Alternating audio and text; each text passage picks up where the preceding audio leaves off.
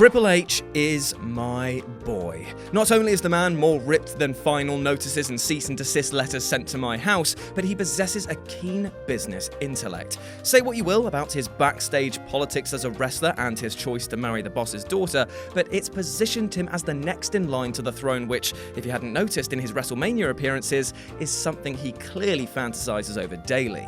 Now, when it comes to Vince McMahon, we don't want the chain-loving chairman to pop his clogs anytime soon, but you have to wonder what will happen when he begrudgingly succumbs to his mortal body and goes on to grapple other life forms across the galaxy. With this in mind, I'm Jules from WhatCulture.com, and these are 10 things that will happen when Triple H takes over WWE. Number 10. A continuation of PG. Some fans have theorized, or more accurately hoped, that Triple H, a key player in WWE's edgy attitude era, would instantly do away with the company's kid-friendly outlook and instead usher in a brave new era of blood and profanity.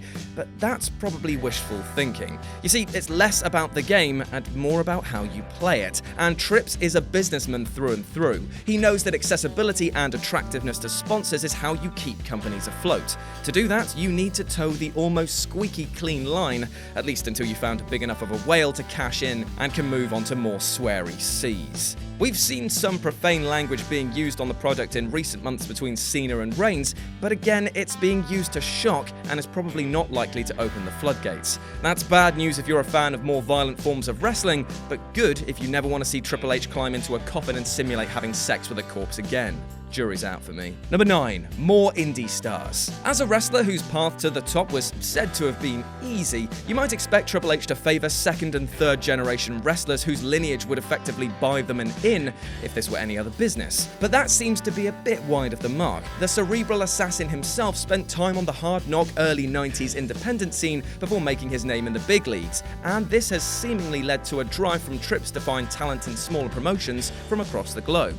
Now, I'm sure we're all aware of his, let's just say, reservations about CM Punk, but you can't deny that he's fostering a love for emerging talent today, and it stands to reason that once he takes over, more independent stars will likely get their chance to shine. Number 8. Less terrible comedy. Triple H, while looking like the most stern dad at the barbecue nowadays, loved a bit of the old air quotes comedy back in today. Running around and slapping his crotch and telling people to suck it? What a little scamp. It was funny at first, but then grew as tired as Adam Cleary looks. Yet it might come to the surprise of no one that it was usually old Vince who was the main force behind all the slapstick comedy skits, as he couldn't get enough of that pie-in-the-face stuff. Once Triple H takes over, we can probably expect that sort of stuff to be shown the door. He clearly still likes a laugh because, look at his wife's clothing, that's one iota away from a clown's getup, but he definitely favors skill over skits. Number 7. A stronger women's division. On screen, WWE's Women's Revolution was officially ushered in by Stephanie McMahon, whose calls for an end to the era of divas preceded the main roster debuts of pivotal players like Charlotte, Becky Lynch, and Sasha Banks. But off of TV, we're led to believe that it was, in fact, her husband, who, fearing the company was stuck in the dark ages, insisted that female performers be presented as actual wrestlers, not merely eye candy as they've been for the better part of 2 decades. The women's division is so strong at the moment, but there's always room for improvement, and Triple H will likely push this even further when he takes over the good ship HMS Sweaty Graps. Number 6. Less Triple H. Triple H took to the role of on-screen authority figure like a duck to water when WWE first began alluding to his position within the corridors of power in front of a camera a few years ago. And to be fair, we've seldom seen the company without a figure of power in the last 20 years. From Vicky Guerrero to Hornswoggle, it's part and parcel of the product. Yet something tells us that Triple H is more likely to step out of the limelight altogether. That might seem a little counterintuitive given that he seemed for a while to be chasing Ric Flair's world title record. However, he's getting on, and he's more interested in cultivating the youth. And it does pose the question, don't you think he would have been on screen and stage more if it was a trend that he wanted to continue? Number 5. More stables. Between DX, Evolution, and The Authority, Triple H has been in more oily groups than your dad. It's seen him raise his stock, protect his image, and build future stars easily. Yet they seem to be a thing of the past in the current version of the WWE. The Miztourage is probably the only notable group, and well, that's kind of a Miz vehicle more than anything else. So it stands to reason that when Trips takes over, he might look to build more groups in order to nurture talent, and also give the already established superstars some good competition or breathing room in their careers. Plus, in the right hands, it can be storytelling gold as well. Number 4. International expansion. Not only did Triple H play a key behind-the-scenes role in helping launch the UK Championship this year, he was also visible at all of the press junkets during its launch and backstage throughout the event, usually glowering at Pete Dunne.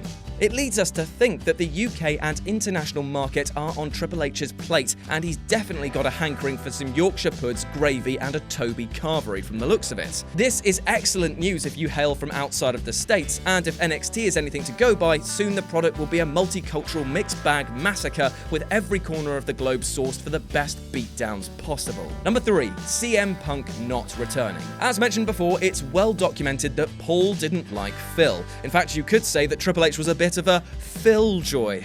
Puns, I've got them.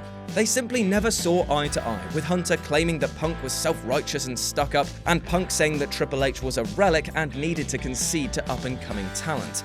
With massive chants for Punk from nearly every crowd up and down the country ever since his departure, it's clear that the fan base, while slowly waning over each year, still very much wants to see him return. However, we can pretty much guarantee that Triple H will never allow him to set foot in the WWE ring again, well, unless it's to reinstate the family tradition of the Kiss My Ass Club. Number 2. Tag Team Wrestling. Given that Vince McMahon presided over a tag team division teeming with star power during the 1980s and, to a lesser extent, the early part of the 2000s, it may surprise many to learn that it's the chairman of the board himself who is responsible for its incremental decline over the last 15 years. He's just kind of gone off the idea of people working together despite how much money it's made him. And we think that Triple H can see this too, as NXT, which is his little nest egg after all, is full of promising talent working together. But you can tell that Vince is still in charge of the main shows because once those groups make it to the big league, they get torn apart and lost in the mid-card. We reckon that once this power shift has occurred, we're likely to see a lot more teams fighting it out for our pleasure. And number 1, a female WrestleMania main event. It's going to happen. Surely there is no doubt about it. We've seen so much advancement in the women's division even in recent months, with Sasha Banks and Charlotte making history in a Hell in a Cell match. Therefore, it stands to reason that a Mania main event is next up. The Mae Young Classic proves that there's an audience out there, as is the talent, so there's little stopping a women's main event to appear at WrestleMania in the future. Now, some might say that there isn't enough draw yet to fill this slot, but those are the seeds that Triple H has been sowing, building that interest and heat to a point where people don't just ask for it, they will demand it. All being said, it will be a sad time without Vince at the wheel, but it also stands to be an exciting one for the WWE. And that's our list. What else do you think will change with Hunter at the helm? Well, let me know about it in the comments section below. And why not swing by whatculture.com and the gaming channel, aka my little home away from home, for more news and videos like this every goddamn day. As always, I've been Jules, you've been awesome, and I'll speak to you soon.